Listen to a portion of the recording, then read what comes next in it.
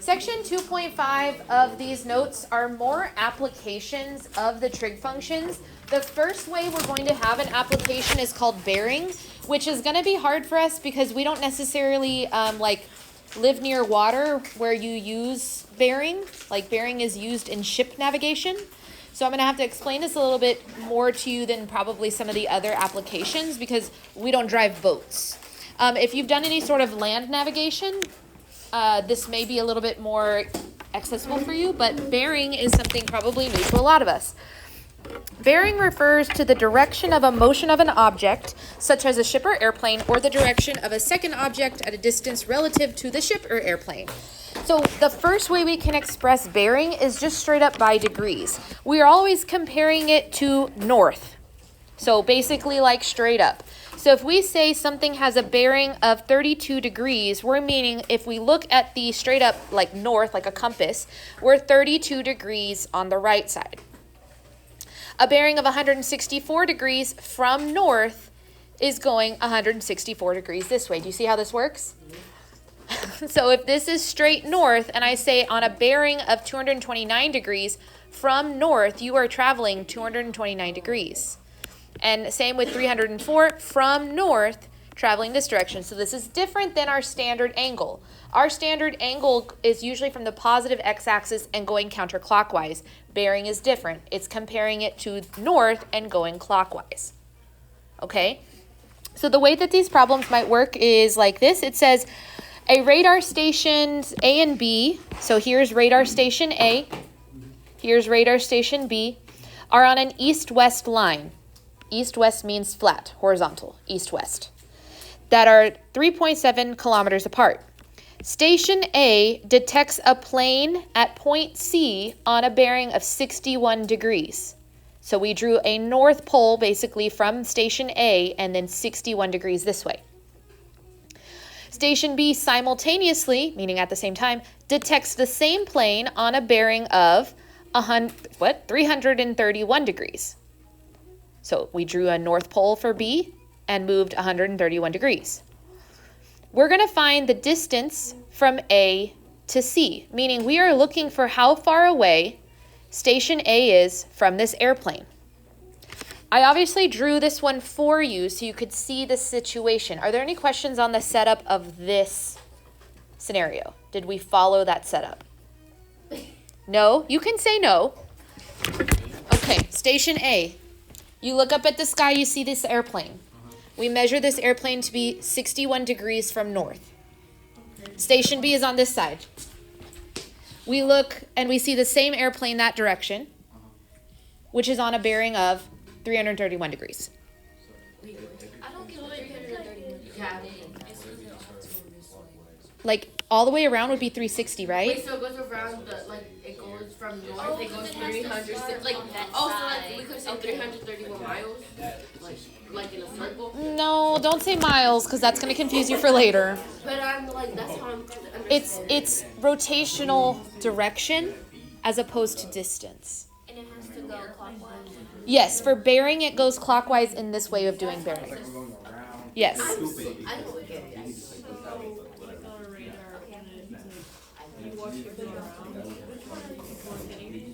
The radar thing you're thinking of is refreshing the screen, but you would be able to tell bearing based on a radar because it's from north.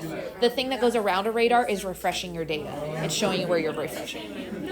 Yeah, it's going in that direction from north. Yeah. Okay, wait. Can I get two people to stand up here? Somebody come stand right here.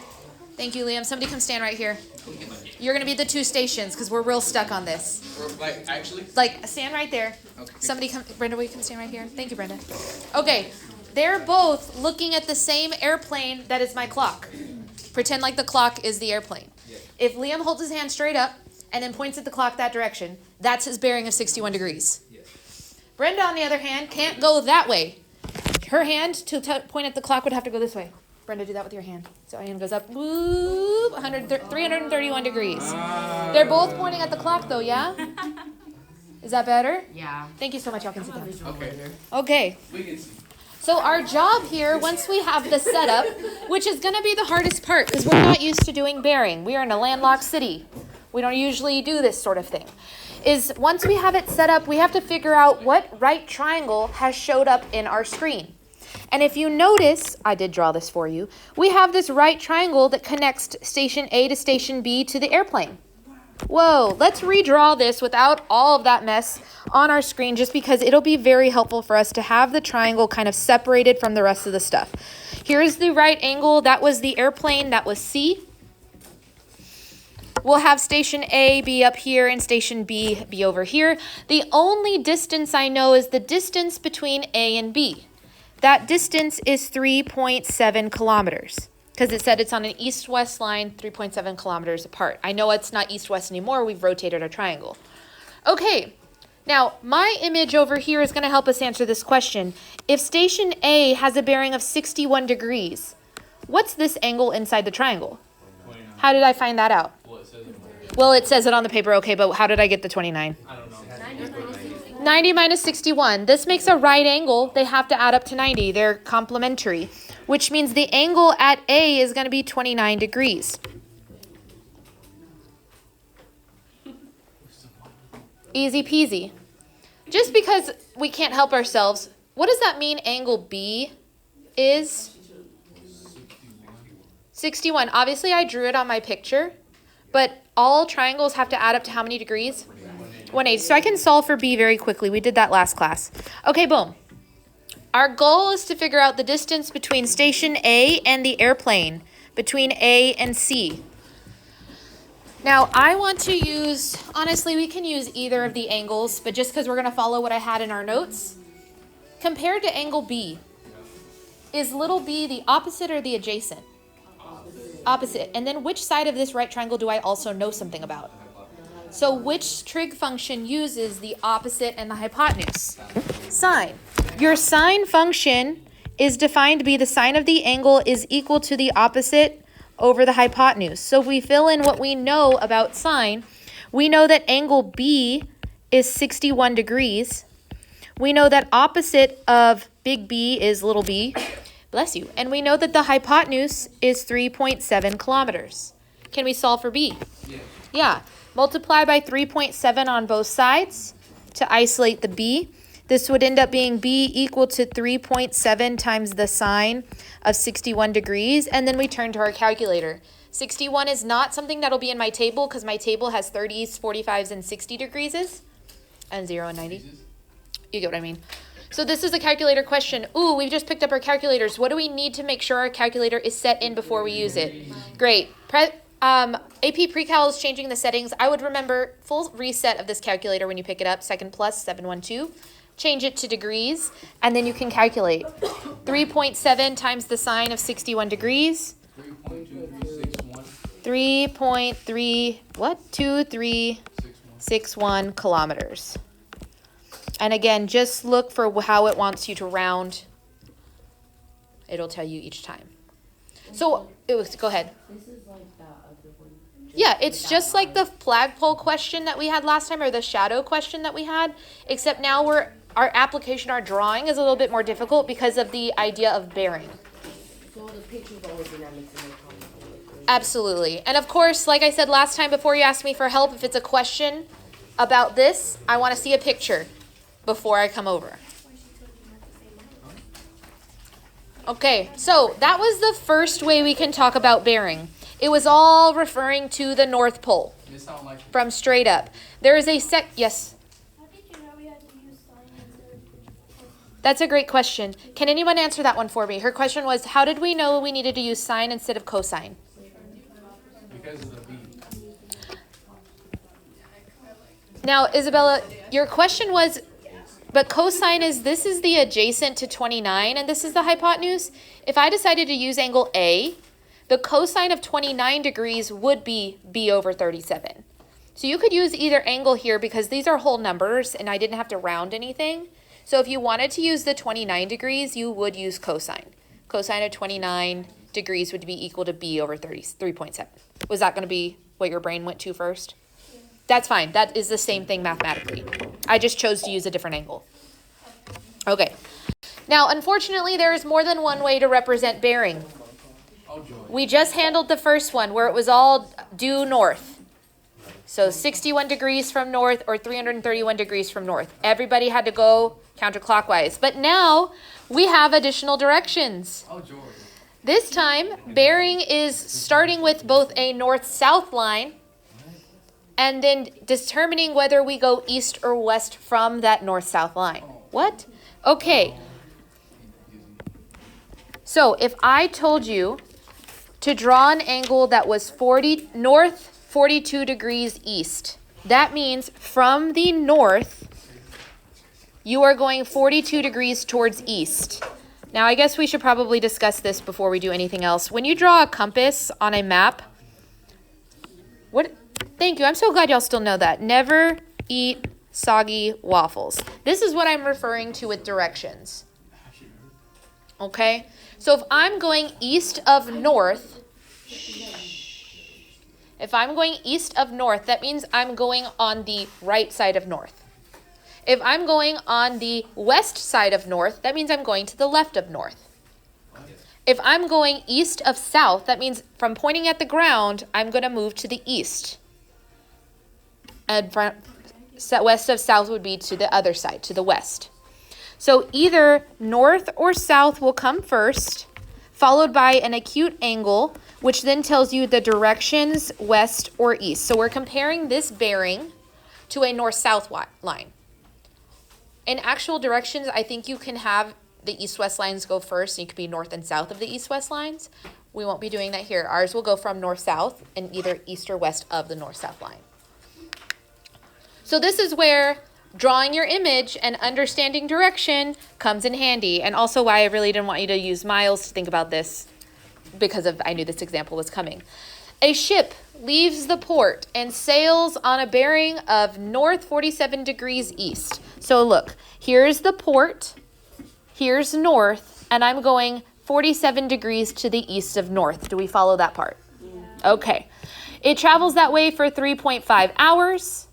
Then it turns and sails on a bearing of south 43 degrees east. So from here, where my ship was after traveling, I turn and go south 43 degrees east.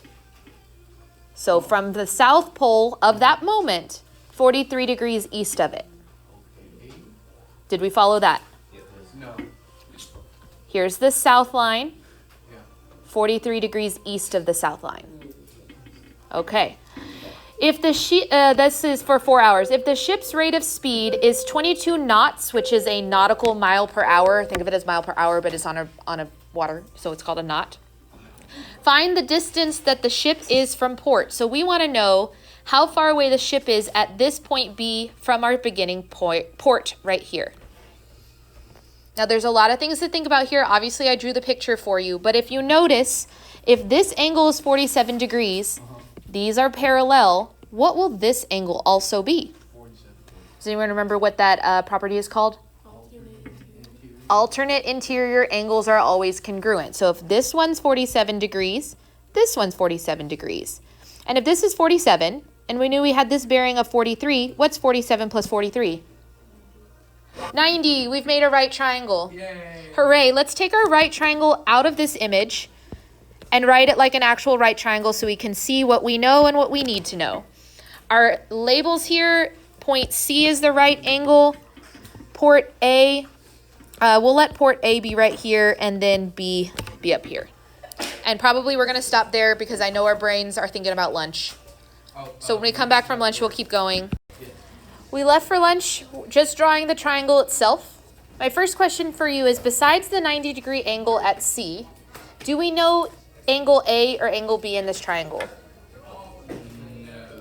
Does angle A, this north line make a perfect right angle with this line that connects A to B? Wait, right? Does it? No, it's like we can't necessarily tell that that's a perfect 90-degree angle. So we're actually done labeling angles, which means we need to start thinking about maybe what some of these side lengths could be. If we remember, what we're looking for is this side length C. That's going to be the question.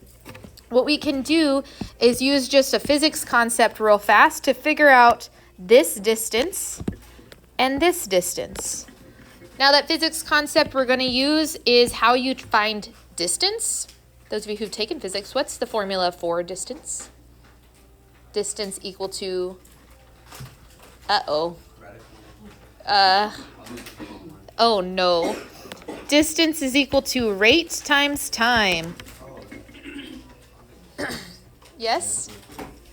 Well, let me tell you, this is how you find distance. Distance is equal to the rate that you're traveling times time. So if you're going at 60 miles an hour for 1 hour, you are going 60 miles. Distance is equal to rate times time. Now, this applies to both distances around our triangle here, because if we look at the pink distance here, we'll call that distance 1, it's equal to the rate that we are traveling from C to B. So let's look at our picture here. How are we figuring out this distance? Well, from C to B, it says that we are sailing for 4 hours at what speed? 22 knots. 22 nautical miles per hour. What is 22 times 4? 88. If we look at distance 2, which is the blue distance connecting A to C, based on our problem here, it says we are traveling for 3.5 hours at a speed of, again, 22 nautical miles, which happens to be the same both times. It may change. What is 22 times 3.5? That would be a calculator question. It's 77. So we know that side length that's blue, which would be side length B, is 77. And we know side length A, which is the pink one, is 88. In a right triangle, what's the relationship between all the sides? It's like the formula you always try to answer everything with in math. Pythagorean theorem. Every right triangle's side lengths are connected by Pythagorean theorem. So we can fill out a squared plus b squared equal to c squared since we know all of those sides. Which of these are we looking for though? A, B, or C? C. So if we solve this equation for C, we'd take the square root of both sides. We're looking for the square root of a squared plus b squared. So if we fill all of that in, that would be the square root of the 88 squared plus the 77 squared. We'd throw that into a calculator and find out that our distance C is how many miles? 116.9316 nautical miles. Yes. Where'd you get the formula G? That is the just distance is equal to rate times times physical problem. So anytime you're asked for distance, it is rate times time. For this problem, yes, because we were asked how far away from the port the boat is, which is the distance between B and A, which is what we found. That's the hypotenuse of our right triangle. So the hardest part of these kinds of problems is drawing the initial image. Because once you have the initial image, once you have the initial image, you can find the right triangle within the problem and move on. Cool? Great, moving on. Some further applications. We'll leave bearing for a little bit. We have this problem that has to do with a subtense bar method. Is a method that surveyors use to determine a small distance between 2 points. So this is, the surveyors are like the people, have y'all ever seen on the side of the road, like some workers standing there and like looking into like a little, it looks like a camera? No. And it's just, wow, y'all need to be more observant on the road. That's called surveying.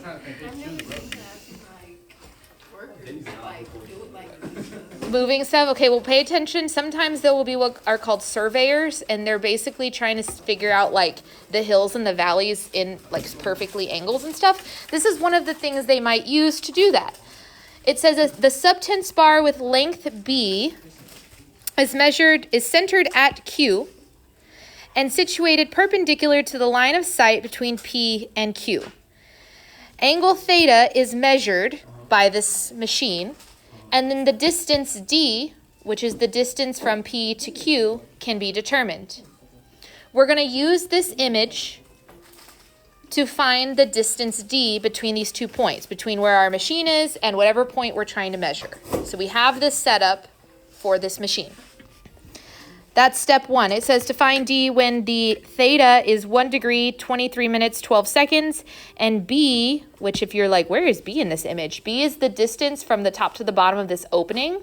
So b divided by 2 is here, and b divided by 2 is here, because this adds up to b, where b is 2 centimeters. Okay, first of all, I don't like that this is in degrees, minutes, seconds, although that is how these sorts of angles are reported. Could have sworn somebody knocked on the door, but that's just me hearing things. Embarrassing. Degrees, minutes, seconds is how that's given, but we are going to want to use decimal degrees. And in fact, I'm going to want to leave this one as a fraction this time, just because I've done this problem before, and I don't want to round my number too early. So to find theta, we would do 1 plus 23 over what? Plus 12 over what? 3,600. Use your fancy fractions this time, because when we get 1 plus 23 over 60 plus 12 over 3,600, it's going to give back to you that this is 104 over 75 degrees. Hope so. Let's check. So what does that mean for us? Again, when we have these problems, I like to take a right triangle out of the image and draw it like a right triangle only. So I'm going to take this right triangle that represents just the top of this function, right? So here's P, here's my flat line, I just draw Q and then up. So I've just drawn this part, which means the height of this tiny triangle is B over 2. The length is D. And what would be the angle right here? 104. Oh. In the what do you call it? Well, look at how our image is. This theta is the whole thing. 104 over 75 is this whole thing. Oh, so we divide By, 2. great. So this angle is actually 52 over 75 degrees. Where'd the 52 come from? Divided by 2. What is divided by 2? 104. Because it's half of that entire angle. Okay, well, now I have an image that would help me solve for D. The reason I can solve for D is that this problem also tells me that B is how much? 2 point, a whole bunch of zeros, centimeters. So divide that by 2. That number I'm going to use on my triangle is 1. Let's set up some sort of relationship between the angles and the sides that we have here using trigonometry. Compared to this angle, what is this? Opposite, adjacent, or hypotenuse? What is this one? What trig function uses opposite over adjacent? Tangent. So if we set this up, we're going to do the tangent of our angle, which is 52 over 75 degrees, is going to be equal to the opposite over the adjacent. Okay. How do you solve for D? Multiply. Flip D. Okay, I'm going to multiply by D on both sides. Great first step. No, I heard you. Great first step. But D is not by itself yet. What do I do? Divide by tangent. So we would find D by doing D equal to 1 over the tangent of 52 over 75. And if our calculator is in degree mode, that's something we can type in. 1 divided by that. Make sure it gives me a decimal now that we're at the end of the problem. 82.6341. Okay, so our distance, that small little distance from P to Q, is 82.6341 centimeters.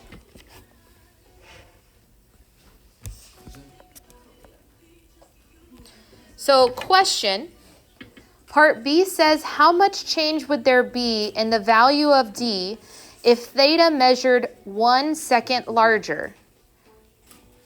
Good question. So we need to know what the value of D would be if theta was 1 second larger. That means that my theta is going to be found by doing 1 plus 23 over 60 plus what over 36,000? 13. Okay, when we do this math and we get our fraction, it's kind of gnarly, but it's 4,993 over 3,600. That does give you a decimal approximation if we were to actually divide it, but we want to not round numbers until the end of the problem, so we're leaving it as a fraction. If we redraw our image, it's literally the same image as before. Nothing has changed except for the angle theta that we're using.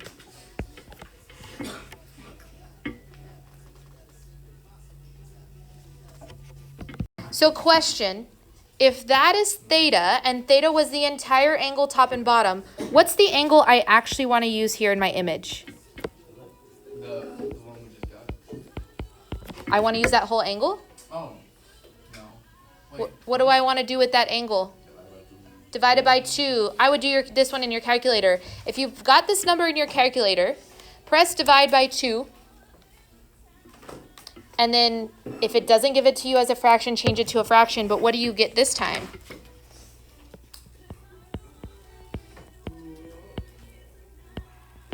Uh, 4,993 Over 7,200.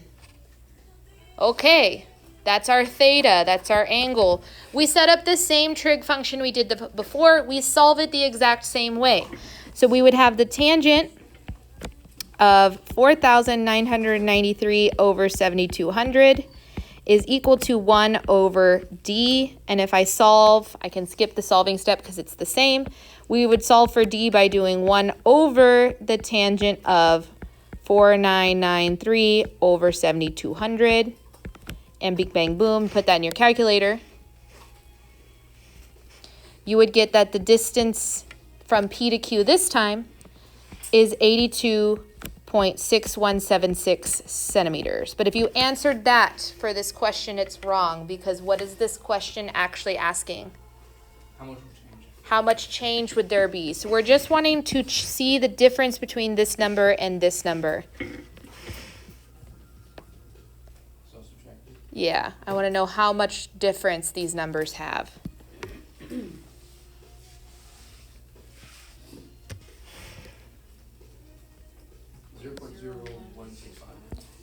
So we would be 0.165 centimeters shorter, because that number is smaller, if our theta was measuring just 1 second more. Interesting.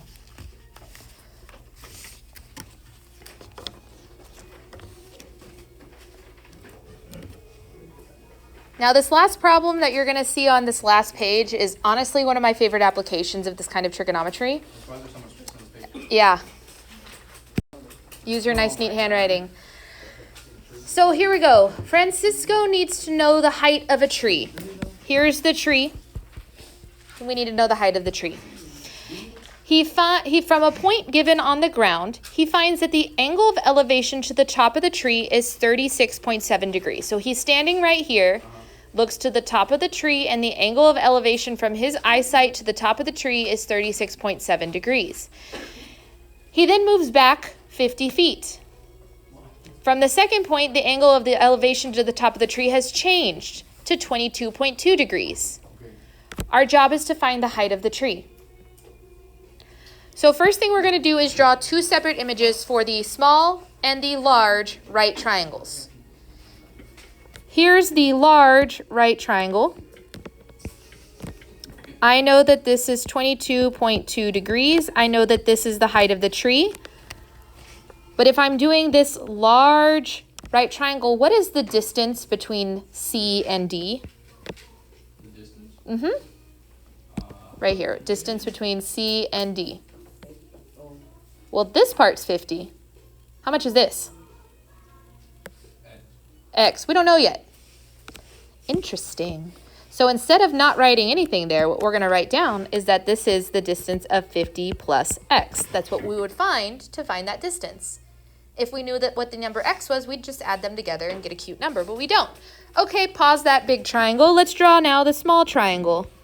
The small right triangle still has the height of the tree. I'm talking about this guy. What's this angle? 36.7 degrees. And what is the flat distance? X. So I have two triangles that share two letters, H's and X's. Two letters, we're going to write two equations so we can solve them. Now, compared to both of these angles, I'm going to end up using tangent because for both of these, I know the opposite and the adjacent, or I know something about the opposite and adjacent. So let's write our two tangent equations just right now. So we're going to have the tangent of 22.2 degrees, bless you, is going to be equal to the opposite over the adjacent. And again, the tangent of this time 36.7 degrees is going to be equal to the opposite over the adjacent.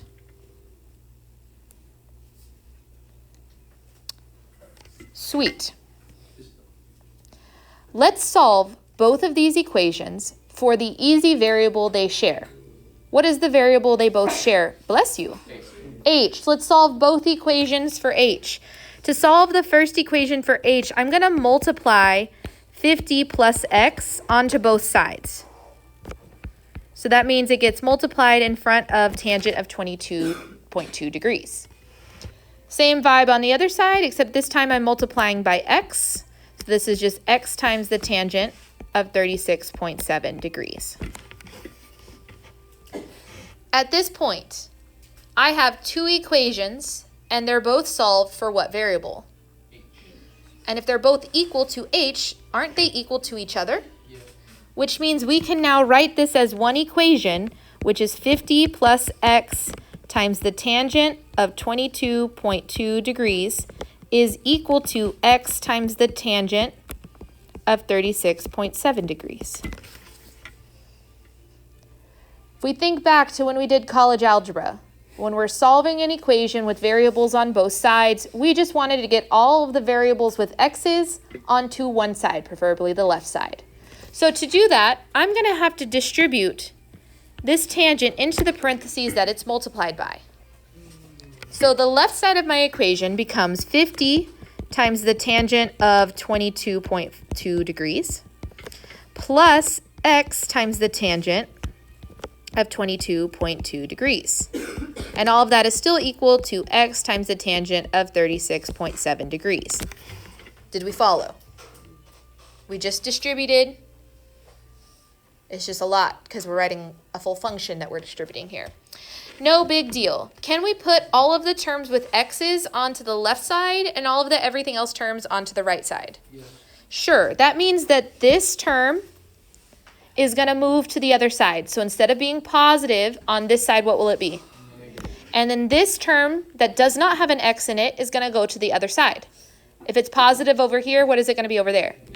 So if I rewrite this, I had a positive x times the tangent of 22.2 degrees, and I'm going to subtract the x times the tangent of 36.7 degrees. Then I moved the 50 times the tangent to the other side, so that one's negative 50 times the tangent of 22.2 degrees.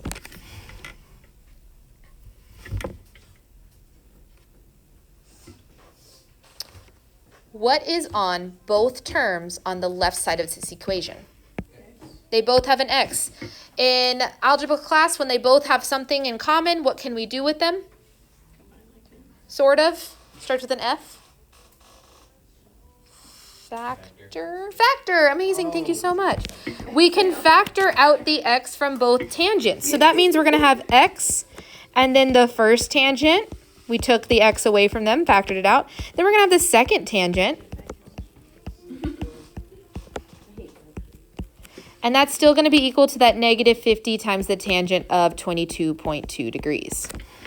Guys, we're so close. Are you sure? I am, because is x super close to being by itself?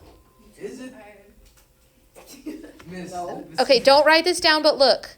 This problem is x times something, the same way this is x times 5. How did you get the 5 to go away when you were solving? So what am I going to divide both sides by to get the x by itself? That whole mess in the That whole mess in the middle. Yes, both of those tangents. So here, look. I end up with x equal to negative 50 times the tangent of 22.2 degrees, all divided by tangent of 22.2 degrees minus the tangent of 36.7 degrees. X is by itself. Joy. Look at how algebra just ended up in trig class. So that is a question for your calculator.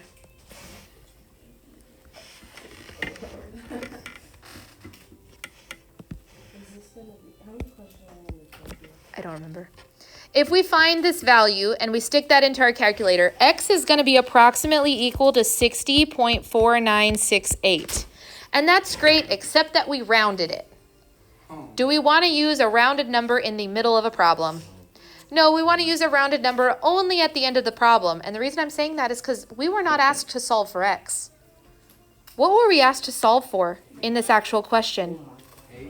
The height. So Miss, how But do we go from solving for look. Don't we have an equation that solves for height that only uses the letter X and a tangent? Oh. Did we just find the value of X? Well, technically. We sure did. So watch this. I'm going to take that equation I just put a box around. It's that one up there. And I'm going to rewrite it except for, and when there was that X, I'm going to open a parentheses, and I'm going to put this entire thing right here. Oh, Miss. And then I'm going to multiply it by the tangent of 36.7 degrees. And I'm only being lazy drawing that arrow. I'm putting that entire thing back in my calculator because I don't want to use the 60.4968. It's rounded. With the negative 53. Negative 50 tangent of 22.2 degrees divided by that entire thing. And then you're going to multiply it by tangent of 36.7 degrees. Because then it actually answers the question of what the height of the tree is. Are you sure? I'm so sure. I'm going to go draw this. Yes. I will. Hold on. I'm making this pink so my notes make sense. Like there's nothing else. Shh. It'll be okay. Our goal is to find height. Our goal is to find height. Those of you who have been following along with your calculator, if you take that 60 number and multiply it by tangent of 36.7, remember the whole number, what do we get? 45.0929. So the height of the tree is 45.0929 feet. Huzzah. Is it too late to drop out? Nope. I mean, yes. What?